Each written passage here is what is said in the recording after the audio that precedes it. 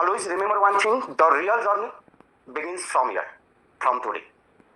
आजसम्म स्पेन्ड गरेको the parental केयरिङमा स्पेन्ड गर्नुभएको छ. Now you are away from your home. SEE exam दिनुभयो, रिजल्ट आउँदा कसैले लड्डु बाँड्नुहुन्छ भने कसैले रुममा बसेर आँखाबाट आँसु चुहाएर स्पेन्ड गर्ने मोमेन्ट आउँछ. एउटा कुरा याद गर्नु, लाइफ म एज अ डक्टर मैले इसिजीसँग कम्पेयर गर्छु. हजुरले इसिजी हेर्नुहुन्छ भने इसिजीमा पी वेभ, क्युआरएस र टी वेभ हुन्छ. That means up down up down. Almost 12-14 years back हजुर जस्तै म यसरी नै हलमा थिएँ आफ्नो करियरको खोजी. त्यति बेला मलाई थाहा छैन म के भन्छु भने. एट अ टाइम हजुरको एससी भने जस्तै मेरो पालामा एसएलसी हुन्थ्यो र at the time I was district topper. मलाई अहिले क्ल्याब बिस्तारै यो क्ल्याबको ठाउँमा यो क्ल्याब मैले डिजर्भ गर्थिनँ होला, किनकि मैले एउटा टाइम लस गरेको छु मेरो मोमेन्टमा. मैले प्रत्येकचोटि मैले आफ्नो स्टोरी सेयर गर्छु. अब त्यो जोइन हुँदाखेरि सायद मेरो लाइफको सबभन्दा ठुलो डाइभर्ट थिएँ म त्यति बेला. म पढ्नको लागि भन्दा पनि +2मा चाहिँ म क्रिकेट खेल्नको लागि जोइन. सबै क्रिकेट खेलेर स्पेन्ड भयो. इक्जाम आउनुभन्दा 1 महिना अगाडि क्लास 11 को इक्जाम थियो. अब पढिनँ भने म फेल हुनेवाला छु. म क्लास 11 मा 1 महिना अगाडि पास हुनको लागि पढ्दै थिएँ भने त्यही मान्छे एससीमा नेपाल टप गर्नको लागि पढ्दै थियो भने 1 वर्ष अगाडि पास हुनको लागि. रिजल्ट आएछ, साथीले सुनाउँदै थियो मिलन रिजल्ट आयो तेरो के भयो. मुटुको धड्कन बढ्दै थियो. हुन त यो धड्कन त्यहीको रिजल्ट हेर्दा पनि बढेको. आज क्लास 11 को रिजल्ट हेर्दा पनि धड्कन बढेको छ. धड्कन दुईटैमा बढेको छ, तर यहाँ धड्कन बढ्नुको कारण भिन्न छ. एससी को अथवा एसएलसी को रिजल्ट हेर्दा धड्कन बढ्नुको कारण थियो म टप गर्छु कि गर्दैन. क्लास 11 मा रिजल्ट हेर्दा धड्कन बढ्नुको कारण थियो म पास हुन्छु कि हुँदिन. एटलिस्ट पास चाहिँ भयो. In class 11 I got 61%. यो सी ग्रेड ल 61. मेरो 91 बाट म सिधै 61 मा झरेको छु. घरमा जाँदा एउटा कुरा मात्रै सुन्थेँ, मिलन काठमाडौँ गएर खत्तम भयो. घर अगाडि पढेको स्कुल थियो. घरमा जाँदा कतै टिचर देखिएला के एन्सर दिने, घर जाने अरू लाग्थ्यो. पछि क्लास 12 मा आई डिसाइडेड मैले मजाले पढ्छु. 1 महिना यति सिरियसली पढेँ. फेरि 1 महिनापछि फेरि साथीहरूले भन्न सुरु गरे क्रिकेट टुर्नामेन्ट छ खेल्न सुरु गरे. भन्छ नि नानीदेखि लागेको बानी छुटाउन गाह्रो हुन्छ. फेरि क्लास 12 पनि ब्याट समात्न सुरु गरेँ. फेरि क्रिकेट खेलेँ. म क्रिकेट यति राम्रो खेल्छु, हुन त आफ्नो कुरा आफै के सुनाउने. इन्टर मेडिकल कलेजमा पनि म रेजिडेन्ट हुँदा हाइएस्ट रन स्कोरर मै थिएँ र हाइएस्ट विकेट टेकर पनि मै थिएँ. I am good allrounder. यति भन्दै गर्दा यति इन्ट्रेस्ट भएको मान्छे क्रिकेट छोडेर डक्टर कसरी बन्नुभयो, मलाई म्याक्सिमम क्वेसन यही आउँछ. त्यो मेरो विक पोइन्ट छ. आसन के हो थाहा थिएन, ड्रिम के हो थाहा थिएन, गोल के हो थाहा थिएन. किनकि ट्रेनिङले जस्तो यसरी हलमा बोलाएर आफ्नो ड्रिम, एम र प्यासन सिकाउने कुनै इन्स्टिट्युसन थियो. पछि 12 पछि आई नेभर इमेजिन. मेरो 12 मा मैले पढेँ तर फेरि बिचमा छोडेँ. तर क्लास 12 मा चाहिँ मैले पर्सेन्टेज बढाएँ. In class 12 I got 63%. In aggregate it was 62. 62 पछि आई नेभर इमेजिन म डक्टर बन्छु भने. तर मसँग कुनै वे थिएन. म कुनै बेलाको टपर. यदि मैले पर्सेन्टेज लुकाउनु छ भने मैले नाम निकाल्नु थियो. मैले स्टार्ट गरेँ 0 लेभलबाट. मेरो क्लियर थियो मैले फर्स्ट इक्जाममा मलाई नाम निकाल्नु थिएँ. निकाल्नु त किन नहुने, तर मलाई लाग्थ्यो मैले सक्दिनँ. रियल इक्जाम सँगले यति फरक पर्दो रहेछ. म एउटा त्यस्तो साथीसँग भेट भयो जुन साथीलाई प्रत्येकचोटि सोध्ने गर्थेँ, ओइ कपाल काट्न अब. होइन म नाम निकालेर आएको छु. गाडी त फाल. नै नाम निकालेर हाल्छु. नजिक जाँदा बनाउँथ्यो. मैले पनि भन्ने गर्थेँ, ओइ नहुने पनि नाम निकालेছি हो. उसले फ्रेसमा नाम निकाल्यो. उसको मेरो यति कम्पिटिसन हुन सुरु गर्यो. उसले बत्ती नहुने निमरसम्म मेरो बत्ती निक थिएन. कहिले काहीँ 2 बज्थ्यो राति. किनकि मैले 0 लेभलबाट सुरु गरेको थिएँ. फर्स्ट इक्जाममा मैले मोडल इक्जाम दिँदा I got 40 out of 100. Pass हुनको लागि 50 चाहिन्थ्यो, मेरो आइरहेको थियो 40. 40 मा म मक्क थिएँ. 40 त आउँदो रहेछ नि यार, 40 त मार्क्स हो. तर म डिस्ट्रिक्ट टप गर्दा सेकेन्ड हुने साथीको कति आछ भनेको उसको 88 रहेछ. 100. रुँदै थिएन, त्यही पनि आँखाबाट आँसु चुहिँदै थियो. यो आँसु चुहिनुमा मेरो 40 भन्दा पनि मेरो साथीको 88 बढी रेस्पोन्सिबल थियो. 0 लेभलबाट स्टार्ट गर्दा कम्पिटिसनमा पछि इक्जाम दिँदाखेरि मेरो पनि 3 महिनापछि 88-89 आउन सुरु भयो. 4 मन्थ पछि 94-95. 3 चोटिसम्म 100 आउट अफ 100 आउन सुरु गर्यो. जसले जर्नी 40 आउट अफ 100 बाट सुरु गरेको छ. त्यही भएर पास्ट थियो, त्यसले फ्युचर कहिले पनि डिटरमाइन गर्दैन. क्लास 8, क्लास 9, क्लास 10 मा फर्स्ट हुनुहुन्छ, I appreciate you, I salute you. That doesn't mean कि हजुरको फ्युचर यदि पढ्न छोड्नु गयो भने त्यो प्रोग्रेस कहिले पनि हुँदैन। त्यही भएर consistency is very important in your job. Medical गोलमा, इन्जिनियरिङ गोल, इभन नन मेडिकलमा life is like a marathon. कहिले अगाडि हुनुहुन्छ, कहिले पछाडि। पछाडि हुँदैमा सधैँभरि म्याराथन रेसमा पछाडि हुन्छ भन्ने हुँदैन, त्यो 1 नम्बरमा पनि पुग्न सक्छ।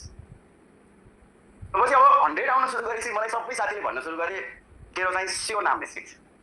सबले भन्न सुरु गर्यो भने मलाई पनि के लाग्यो, अब मेरो स्योर नाम निस्किन्छ। नराम्रो मान्छेलाई नि त कति राम्रो भनिदिनु भयो भने के हुन्छ, इफ यु लाइक रियली राम्रो छ। नाम निस्किन्छ भने स्योर छ कि आइएमको रियल इक्जाम भयो र इक्जाममा म थिएँ 43 नम्बरमा, आइएममा थियो 42, म वेटिङको 1 नम्बरमा भयो। तर मेरो गोल थियो 1 वर्षपछि नाम निकाल्ने, तर म त्यो लेभलमा पुगेँ। सेकेन्ड इक्जाममा पनि वेटिङको 1 number. At time I was frustrated, मलाई लाग्यो मलाई मेडिसिन मेरो लागि होइन, मैले नाम निकाल्दिनँ। अनि होस्टलमा बस्ने बाग बजार बुक प्याक गरेर घरमा गएँ। I still remember that zebra bag red colour one, जुन ब्यागमा बुक प्याक गरेर घरबाट काठमाडौँ यहाँबाट घर जाने गर्थेँ। तर घरमा बसेको, घरमा रिलेटिभ्स आइपुग्छ, छिमेकी आइपुग्छ। Another confounding factor in your journey relatives जान्ने हो। जिन्दगीमा हजुरको भलो चाहने 3टा पर्सन हुन्छ, एउटा आमा, बाबा र अर्को गुरु। हजुरको सक्सेसमा खुसी हो। सायद यहाँ कति गुरुहरू हुनुहुन्छ, उहाँको लागि एउटा क्ल्याप दिनु। म जहिले पनि रेस्पेक्ट गर्छु।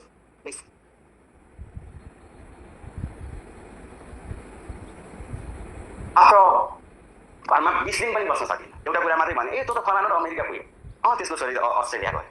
तँ त के गर्छस्, तँ त अस्ति पनि प्रिपरेसन गर्दै थिइस्, आज पनि प्रिपरेसन, जिन्दगीभरि प्रिपरेसन गर्ने हो कि क्या? फेरि काठमाडौँ आएँ, फेरि पढ्न सुरु गरेँ। परानमा नाम लिएँ। पढ्दा पढ्दै फेरि आइएममा आएर इक्जाम दिएँ। साथीले रिजल्ट सुनाउँदै थियो, उसले रिजल्ट अपोजिटबाट सुनाइदियो। साथीहरू यति हरामी हुन्छ नि, कुरै छोडिदियो। अगाडिबाट सुनाएको भएर ढुक्क हुन्छ नि, अपोजिटबाट 42, 41, 40, 39, 38 टपमा पुग्दा नाम छैन। नाम निस्केन भनेर कुनामा बसेर निनाउरो मुख लाएर बस्दै थिएँ। पछि नाम टपमा रहेछ, टप गरेछु। At a time I got 95 out of 100। सायद यो हजुरको गोल। +2 is a breeze, crucial time हो +2।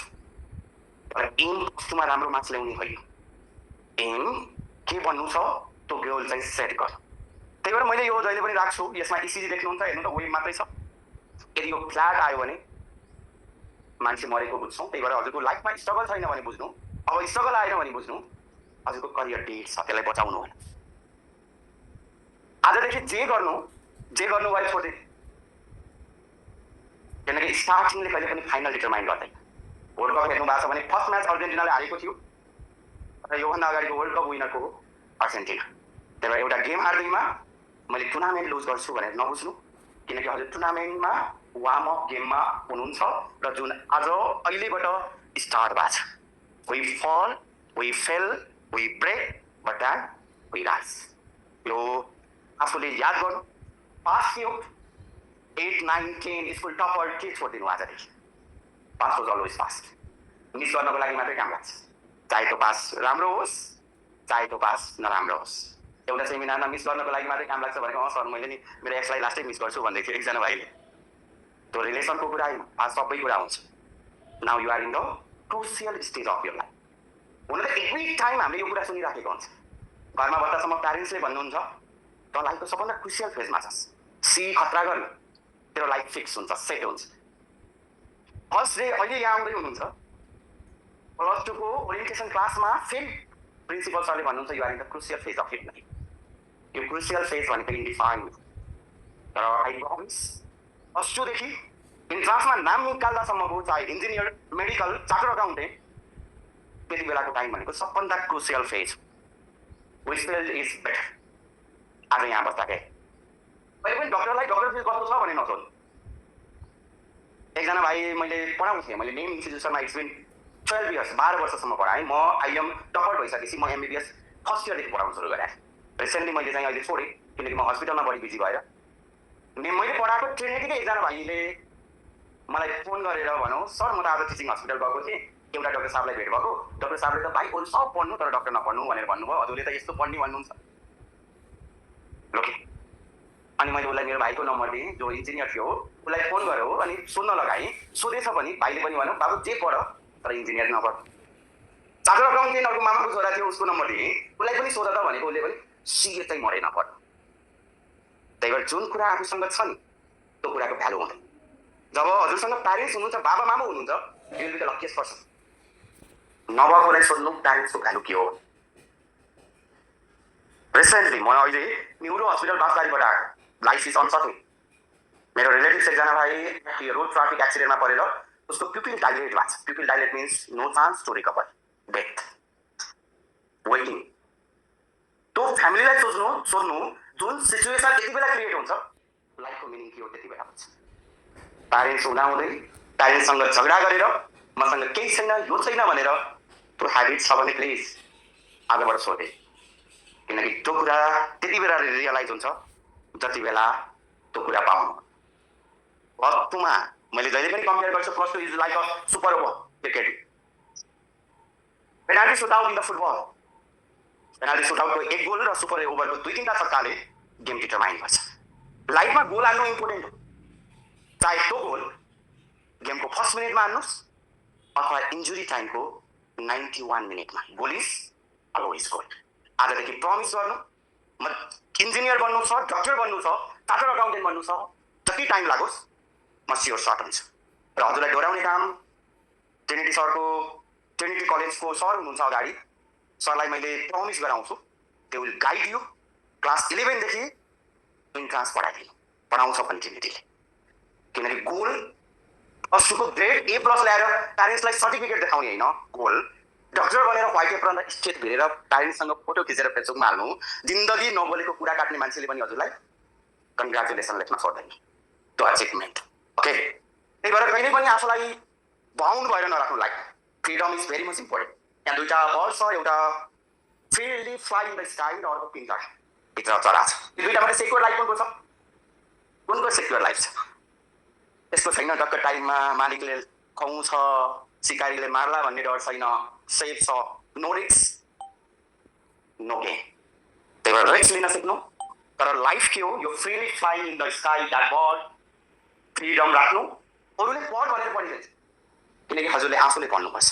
Always remember one thing, big dream big result, small dream no result. Facebook चलाएर बेडमा सुतेर गोल अचिभ हुँदैन।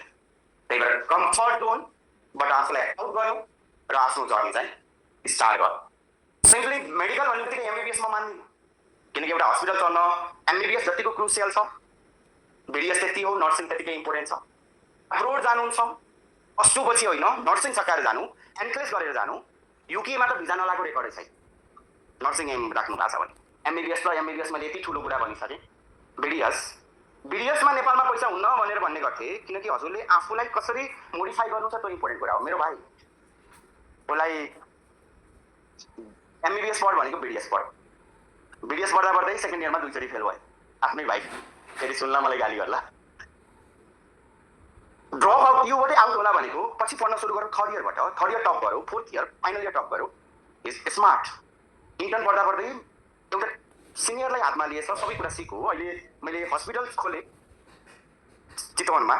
मेरो हस्पिटलले कमाउनु भन्दा उसले 6 टाइम्स डेन्टलबाट कमाउँछ। उसले पर मन्थ सट्टाको बिडिएस ब्याचलर सट्टाको पर मन्थ उसले चाहिँ 4 to 5 छ आफ्नो ओनरसिपमा। त्यही भएर सिनियरको कुरा नसुन्नु। डक्टरले कमाउँदैन, डेन्टिस्टले कमाउँदैन, किनकि हजुरमा डिपेन्ड हुन्छ, हजुरले गर्ने कुरा। इन्जिनियरिङ, सिभिल, कम्प्युटर र के भन्ने आदि सेट गर्नुभयो, यो त मलाई मनै पर्दैन। स्लाइड त राखेको छु, कति ब्युटिफुल सिटी छ। विदेशमा देखिएका सबै फोटोहरू जति रमाइला देखिन्छन् त्यहाँको लाइफ त्यति रमाइलो स्ट्रगल हुन्छ। मैले ट्रम्पलाई थ्याङ्क यू भन्छु, किनकि अब नेपालबाट नलाने रे ट्रम्प जस्तोहरू पनि राष्ट्रपति भइदियोस्, किनकि नेपालमा धेरै राम्रो छ। यदि हजुरले आफूलाई डिफ्रेन्टली ढाल्न सक्नुभयो भने कुनै पनि कुरा गर्नको लागि एकछिन टफ हुन्छ। त्यही भएर युनिटी क्याटालिस्ट बिस्तारै 1 घन्टा पढ्न गाह्रो हुने मान्छेलाई 2 घन्टा बनाउनु, 3 घन्टा बनाउनु, पछि 10 घन्टासम्म लगातार बसेको थाहा नै हुँदैन। पढ्ने कि नपढ्ने यो ह्याबिट, तर स्टार्ट चाहिँ गर्नुपर्छ। जहिले पनि सिंगल डेलाई ब्रेक गर्नु। 1 डे गेम, भिडियो गेम मात्रै खेल्नुपर्छ भन्ने हुँदैन, करियरको गेम पनि खेल्न मिल्छ। त्यही भएर जहिले पनि स्टार्ट अर्ली, बिहानको मर्निङ टाइम युटिलाइज गर्नु। कुनै टाइम छुट्यो भने बेलुका कभर गर्ने ट्राई गर्नु, लाइफमा अरूसँग कम्पेयर नगर्नु। हुन त एभ्री स्पिचमा I to say never try to compare with other, you are totally unique and different. Such a beautiful sentence. तर कम्पेरिजन हुन्छ। सबभन्दा बढी कम्पेरिजन कोसँग हुन्छ? एकजना भाइले भन्दै थियो सर छिमेकीको छोरीसँग, छिमेकीको छोरी होइन, सबभन्दा बढी कम्पेरिजन आफ्नो साथीसँग हुन्छ, क्लोजेस्ट वान सायद अहिले हजुरको साइडमा बस्दै हुनुहुन्छ, पछि नाम निस्किने ननिस्किने ए ग्रेड आउने बी ग्रेड आउने उहाँसँगै कम्पेयर गर्ने। यो दुईवटा कुरा, एउटा फ्री बुक लाइब्रेरी छ, अर्को वाइफाई भएको रुम छ, मान्छे कता भएको छ free WiFi, stay away from this event, these are the distractor factor. TikTok छैन मसँग, तर टिकटकमा लास्ट एकदमै भाइरल भइन्छ र साथ टिकटक बनाउनु भनेर मलाई एडभाइस गर्दैछु, अनि होइन म बनाउँदिनँ भने फेसबुक इन्स्टाग्राम टुमोरो, भोलिबाट सुरु गर्छु भन्ने होइन, आजबाट स्टार्ट, किनकि टुमोरो नेभर कम, कहिले पनि आउँदैन। यो ब्युटिफुल रोजमा जति ब्युटिफुल देखिन्छ यो rose, the relationship behind this is really hazards. यदि हजुरको रिलेसनसिप बिग्रियो भने युट्युबमा अरू साथीले पढिराखेको बेलामा हजुरले युट्युबमा सर्च गरेर बस्नुपर्छ how to get my ex back भनेर। ओके, त्यही भएर यी कुरा छोडिदिनु, पहिला डक्टर अथवा इन्जिनियर बन्नु, अरू कुरा पछि सोच्नु प्लिज। यो ओ छ मेरो, please stand up every one, र मसँगै प्रमिस गर्नु आजदेखि मिरर अगाडि उभिनु हुनेछ र सबभन्दा बढी आफूलाई माया गर्नुहुनेछ। सो म फर्स्टमा भन्छु, सेकेन्डमा मसँगै भन्नु होला, I love myself, I can cut off all distraction, I concentrate and study hard. I can upgrade every day. I'll be a different person tonight. Today is my new year in my calendar. Thank you. Thank you, everyone.